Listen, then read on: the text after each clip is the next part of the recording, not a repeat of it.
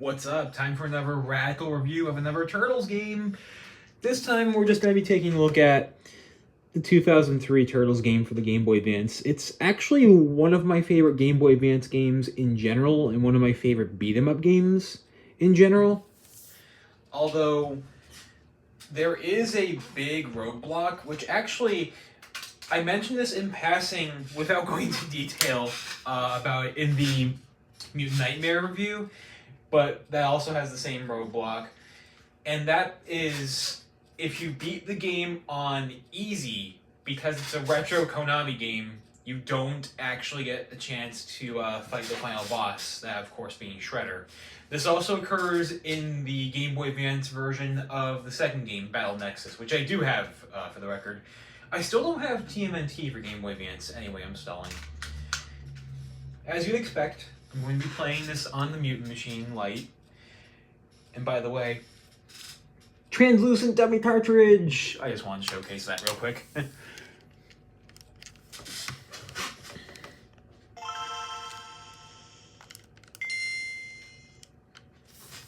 Just trying to do the little thing where the word Nintendo disappears. I don't know why I just like doing that with Game Boy Advance games.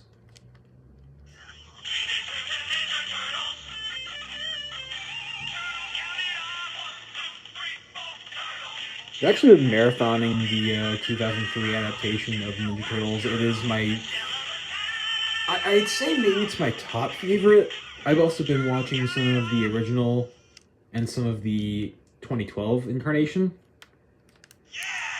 And if people are wondering where how I rank all three of those, because, you know, like I said, more than one of those, more than one of the shows.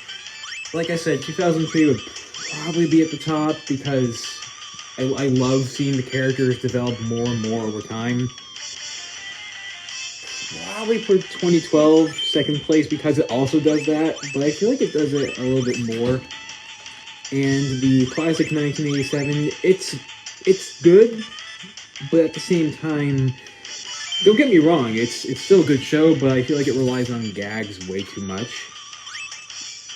I'm actually going to be playing my favorite level in the game.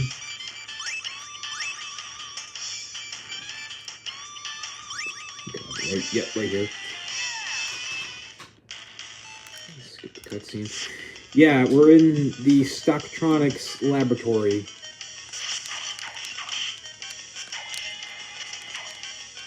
And there is a little creepy detail. I can't showcase it right now because we're not at the proper point in the level. I just started the level, mind you. But one thing that I can comment on real quick is this music is creepy.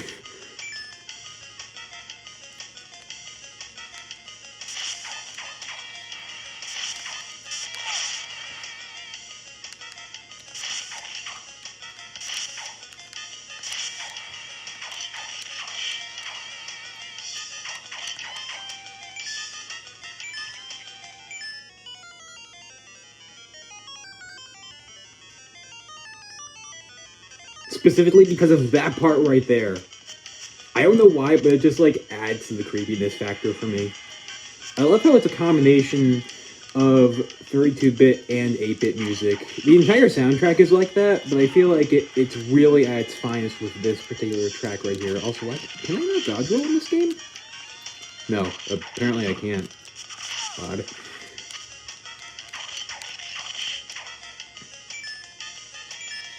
Is there a crystal around here? I don't know what the crystals do, before anyone asks. I don't remember if they're just points. I think they might be just points.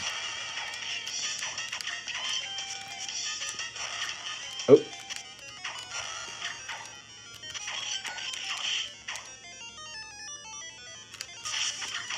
Apologies if the game is not showing up properly. I'm not entirely sure what's going on. I can see it on my end, and I'm not entirely sure why it's showing up a little bit saturated, fuzzy, I guess is the way I describe it. Also, this part can be really claustrophobic. So, you're forced into a tunnel and have to deal with the stupid mechanoids that are Mousers.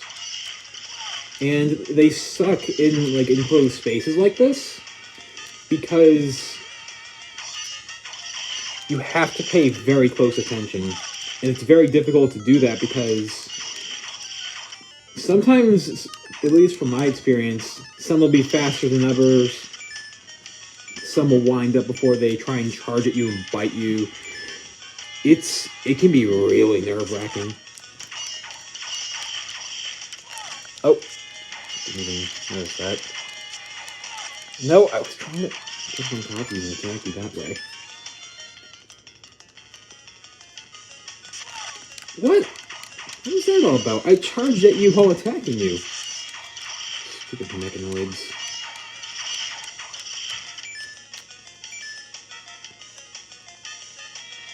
That's a pretty cool effect.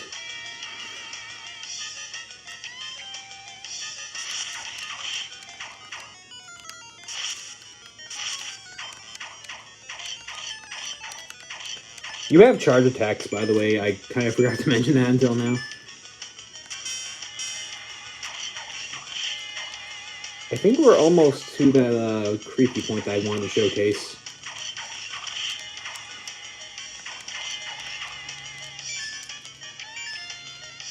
Yes, here we are. Dude, that is creepy. You can see Mauser's being manufactured in the background. Like, when you remember just how out of control those things got, especially in the 2003 cartoon, dude, it is unnerving. But again, combine that with the music, it really gets that eerie message across quite efficiently. We're almost done. I'm only doing this one level, by the way.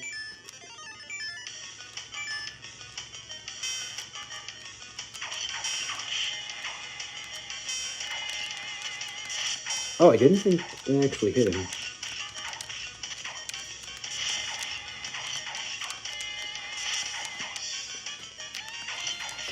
The structure of the game is identical, if not exactly the same, as the third one that I reviewed recently, the third one for DS. You can see that, in which you can play as all the characters individually, and there's supposed to be a big story. There's supposed to be a big story that's told from the perspective of each character, and it all comes together at the end. I love games that do that, by the way. But yeah, that is actually going to be it for this little mini review of Teenage Mutant Ninja Turtles for Nintendo Game Boy Advance.